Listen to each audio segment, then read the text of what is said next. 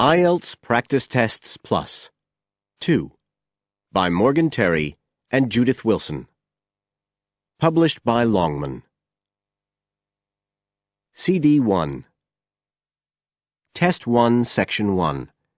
You will hear a man phoning a woman about an advertisement he has seen in the paper for some furniture. First, you have some time to look at questions 1 to 5 on page 9.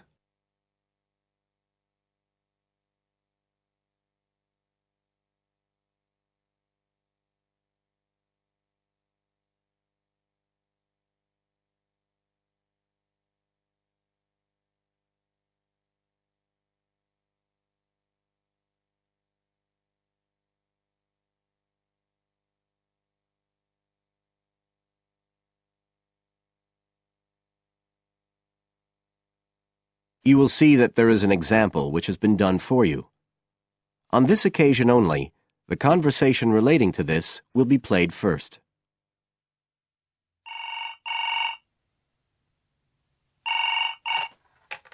Hello? Oh, hello. I'm ringing about the advertisement in yesterday's newspaper. The one for the bookcases. Can you tell me if they're still available? We've sold one, but we still have 2 available. The number of bookcases available is 2. So 2 has been written in the space. Now we shall begin. You should answer the questions as you listen, because you will not hear the recording a second time. Listen carefully and answer questions 1 to 5.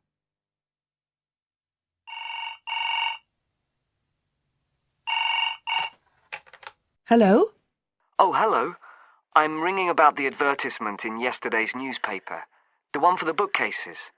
Can you tell me if they're still available? We've sold one, but we still have 2 available. Right. Can you tell me a bit about them? Sure. What do you want to know? Well, I'm looking for something to fit in my study. So, I'm not too worried about the height, but the width's quite important. Can you tell me how wide each of them is? They're both exactly the same size. Let me see, I've got the details written down somewhere. Yes, so they're both 75 centimetres wide and 180 centimetres high. Okay, fine. That should fit in okay. And I don't want anything that looks too severe. Not made of metal, for example. I was really looking for something made of wood. That's all right. They are, both of them. So, are they both the same price as well? No, the first bookcase is quite a bit cheaper. It's just £15. We paid £60 for it just 5 years ago, so it's very good value. It's in perfectly good condition. Well, they're both in very good condition, in fact. But the first one isn't the same quality as the other one. It's a good, sturdy bookcase. It used to be in my son's room, but it could do with a fresh coat of paint. Oh, it's painted?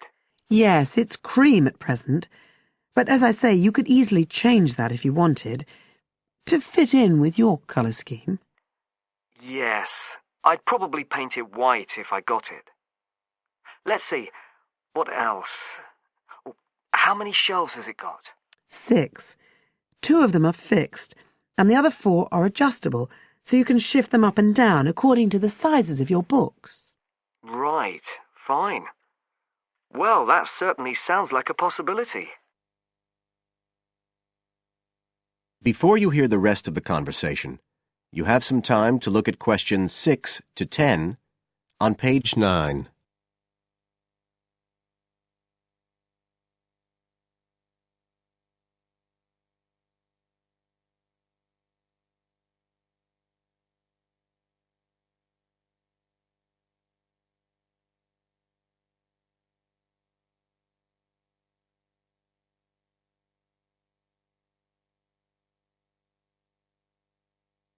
Now listen and answer questions 6 to 10.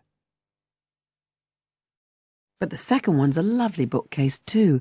That's not painted, it's just the natural wood colour, dark brown. It was my grandmother's, and I think she bought it sometime in the 1930s, so I'd say it must be getting on for 80 years old, so it's very good quality. They don't make them like that nowadays. And you said it's the same dimensions as the first one? Yes, and it's got the 6 shelves. But it also has a cupboard at the bottom that's really useful for keeping odds and ends in. Right. Oh, and I nearly forgot to say, the other thing about it is it's got glass doors, so the books are all kept out of the dust.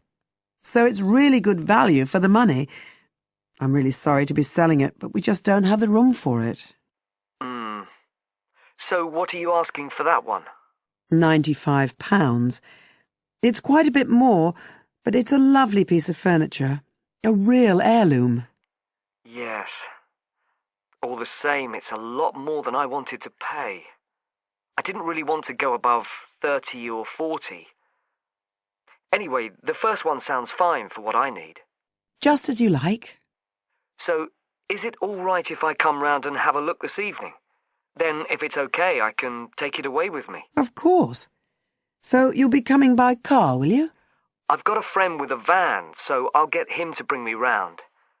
If you can just give me the details of where you live. Sure. I'm Mrs. Blake. Blake? That's right. And the address is 41 Oak Rise. That's in Stanton. Okay. So I'll be coming from the town centre. Can you give me an idea of where you are? Yes. You know the road that goes out towards the university? Yes. Well, you take that road and you go on till you get to a roundabout. Go straight on, then Oak Rise is the first road to the right. Out towards the university, past the roundabout, first left. First right. And we're at the end of the road. Got it. So I'll be round at about 7, if that's all right. Oh, and my name's Connor. Connor Field. Fine. I'll see you then, Connor. Goodbye. Goodbye. That is the end of Section 1. You now have half a minute to check your answers.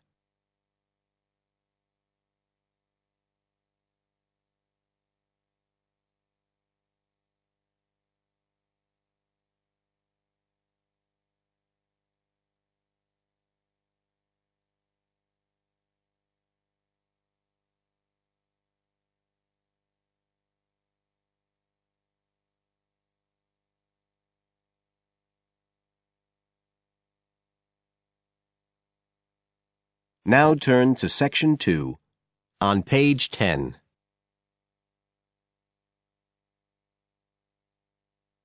Section 2. You will hear a talk on New Zealand radio about an art sale which is being held to raise money for charity. First, you have some time to look at questions 11 to 13 on page 10.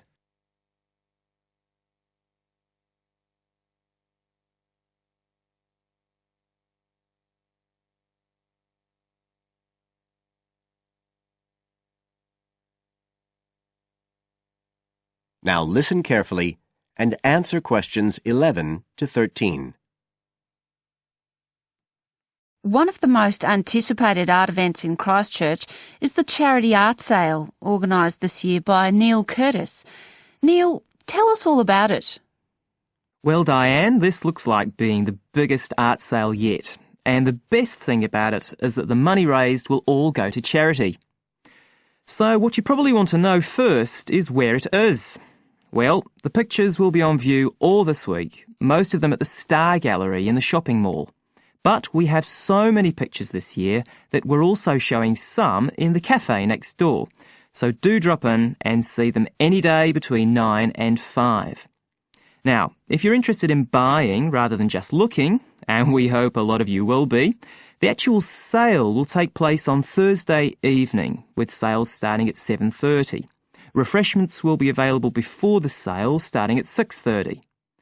We've got about 50 works by local artists showing a huge range of styles and media, and in a minute I'll tell you about some of them.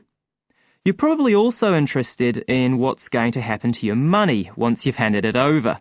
Well, all proceeds will go to support children who are disabled, both here in New Zealand and also in other countries. So you can find an original painting, support local talent, and help these children all at the same time. Before you hear the rest of the talk, you have some time to look at questions 14 to 20 on page 11.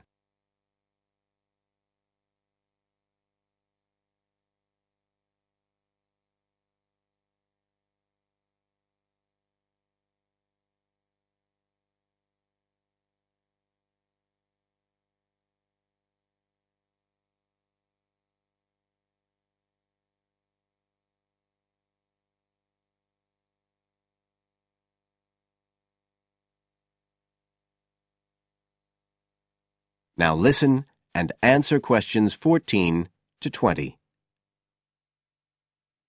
Now, let me tell you a bit about some of the artists who have kindly agreed to donate their pictures to the charity art sale. One of them is Don Studley, who has a special interest in the art sale because his 5-year-old daughter was born with a serious back problem. After an operation earlier this year, she's now doing fine, but Don says he wants to offer something to help other less fortunate children. Don is totally self-taught and says he's passionate about painting. His paintings depict some of our New Zealand birds in their natural habitats. One relative newcomer to New Zealand is James Chang, who came here from Taiwan 9 years ago at the age of 56.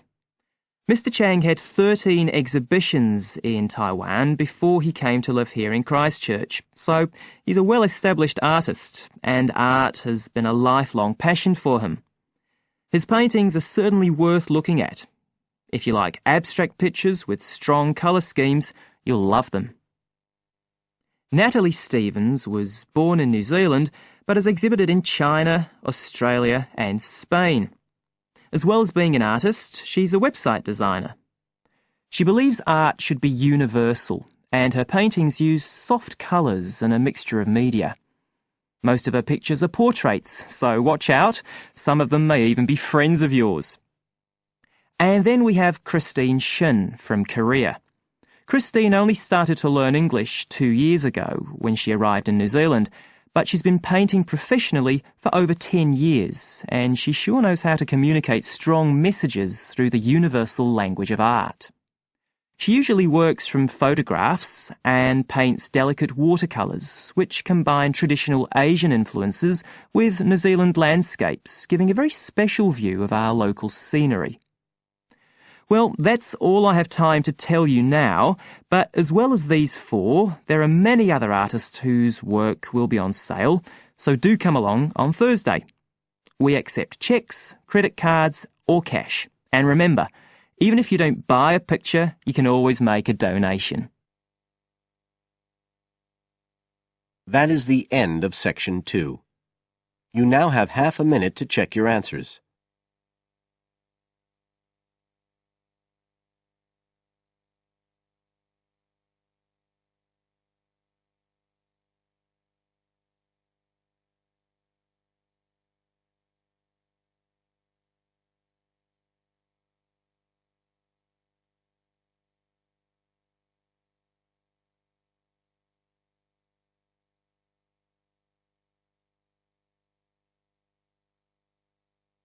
Now turn to section 3 on page 12.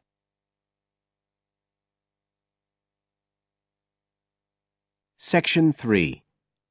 You will hear 2 students discussing a project they have to do as part of a literature course on great books. First, you have some time to look at questions 21 to 25 on page 12.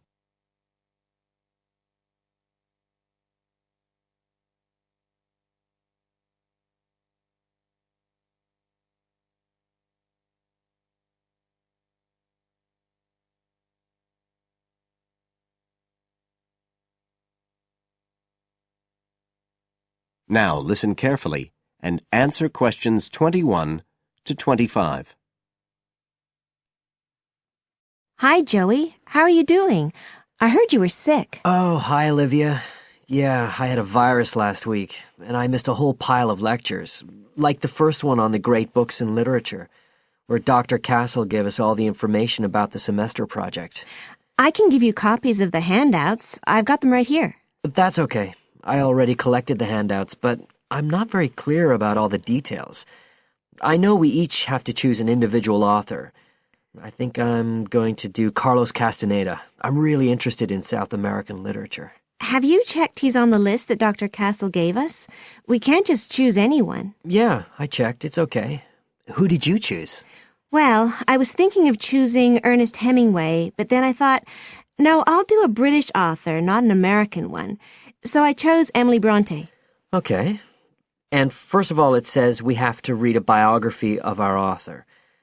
I guess it's okay if we just look up information about him on the internet? No, it's got to be a full-length book. I think the minimum length's 250 pages. There's a list of biographies. Didn't you get that? Oh, right. I didn't realize we had to stick with that. So, what do we have to do when we've read the biography? Well, then we have to choose one work by the writer. Again, it's got to be something quite long. We can't just read a short story. But I guess a collection of short stories would be okay? Yes, or even a collection of poems, they said. But I think most people are doing novels. I'm going to do Wuthering Heights. I've read it before, but I really want to read it again now I've found out more about the writer. And then the video. We have to make a short video about our author and about the book. How long has it got to be? A minute. What? Like 60 seconds? We got to give all the important information about their life and the book we choose? Well, you can't do everything. I wrote it down somewhere. Yes, Dr. Castle said we had to find or write a short passage that helps to explain the author's passion for writing, why they're a writer. So we can back this up with reference to important events in the writer's life, if they're relevant. But it's up to us, really. The video's meant to portray the essence of the writer's life and the piece of writing we choose. So when we read the biography, we have to think about what kind of person our writer is. Yes, and the historical context and so on. So for my writer, Emily Bronte, the biography gave a really strong impression of the place where she lived and the countryside around. Right. I'm beginning to get the idea.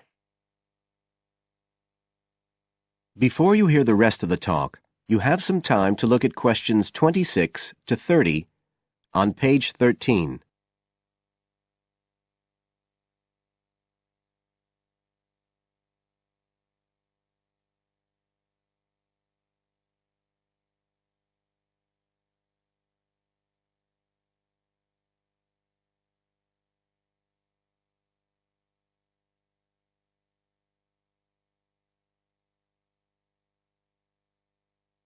Now listen and answer questions 26 to 30. Can I check the other requirements with you? Sure. The handout said after we'd read the biography, we had to read the work we'd chosen by our author and choose a passage that's typical in some way, that typifies the author's interests and style.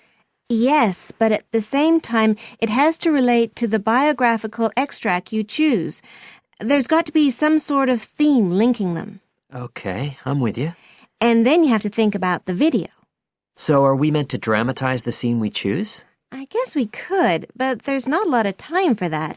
I think it's more how we can use things like sound effects to create the atmosphere, the feeling we want. And presumably visuals as well? Yeah, of course. I mean, I suppose that's the whole point of making a video. But whatever we use has to be historically in keeping with the author.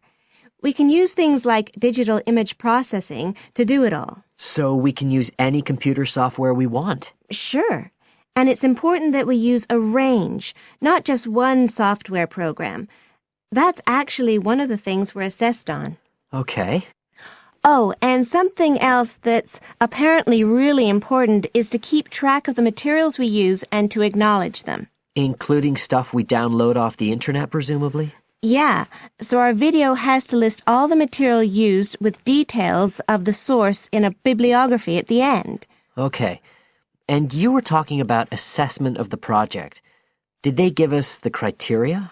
I couldn't find anything on the handout. Sure. He gave us them in the lecture. Let's see, you get 25% just for getting all the components done. That's both sets of reading and the video. Then the second part is actually how successful we are at getting the essence of the work. They call that content, and that counts for 50%. Then the last 25% is on the video itself, the artistic and technical side. Great.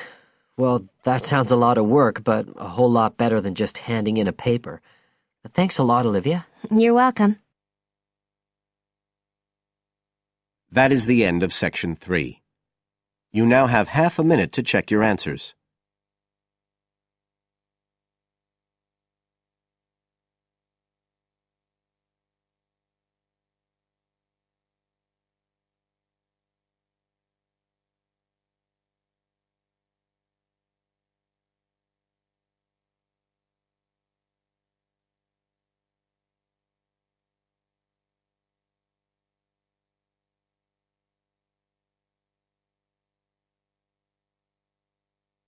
Now turn to Section 4 on page 14.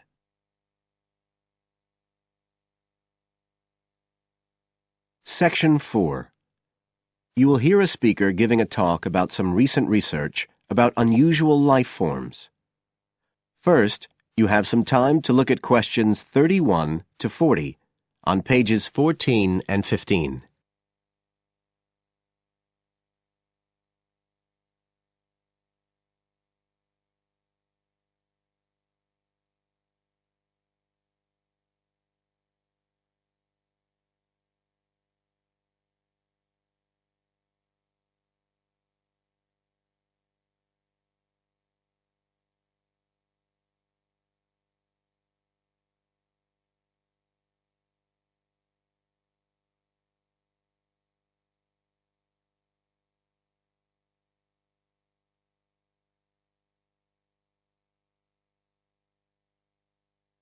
Now listen carefully and answer questions 31 to 40.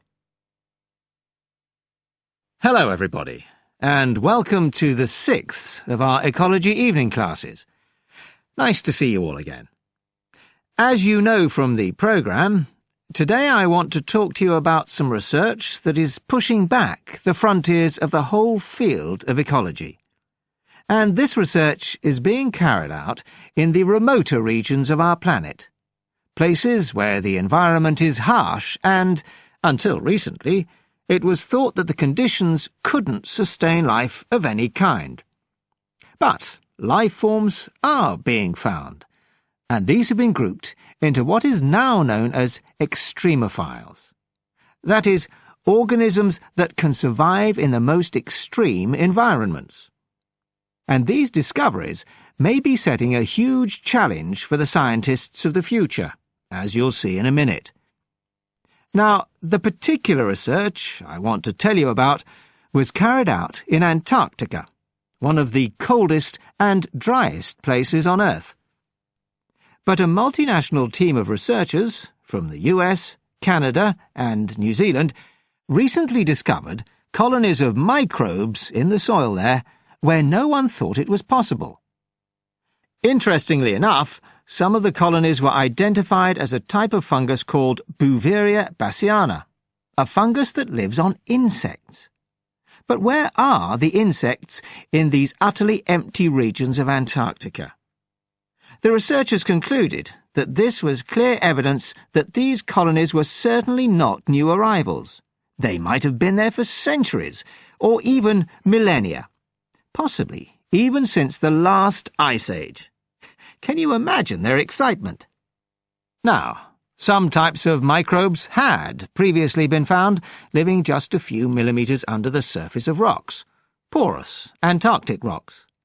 But this was the first time that living colonies had been found surviving, relatively deeply in the soil itself, several centimetres down, in fact.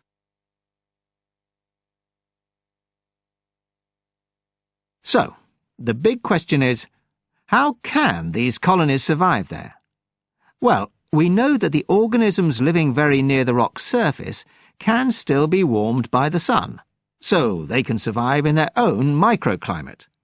And this keeps them from freezing during the day. But this isn't the case for the colonies that are hidden under the soil. In their research paper, this team suggested that the very high amounts of salt in the soil might be the clue. because this is what is preventing essential water from freezing. The team found that the salt concentration increased the deeper down they went in the soil. But while they had expected the number of organisms to be fewer down there, they actually found the opposite. In soil that had as much as 3,000 parts of salt per million, relatively high numbers of microbes were present, which seems incredible. But the point is that at those levels of salt, the temperature could drop to minus 56 degrees before frost would cause any damage to the organisms. This relationship between microbes and salt, at temperatures way below the normal freezing point of water, is a really significant breakthrough.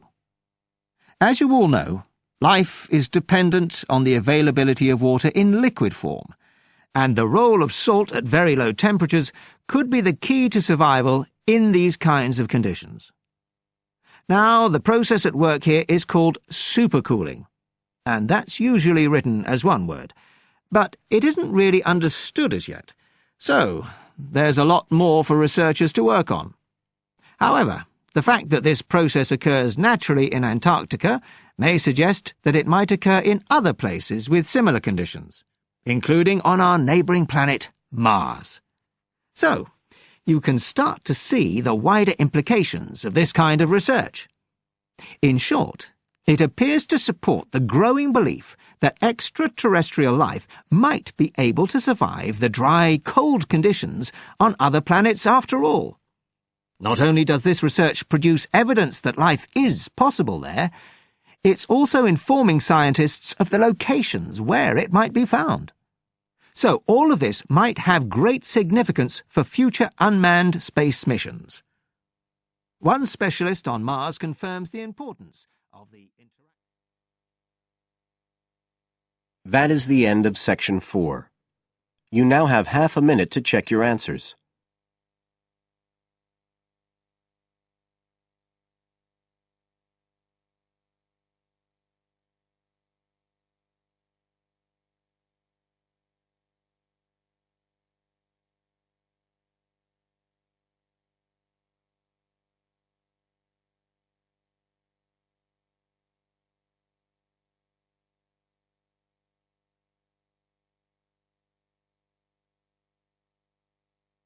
That is the end of the listening test. You now have 10 minutes to transfer your answers to the separate answer sheet.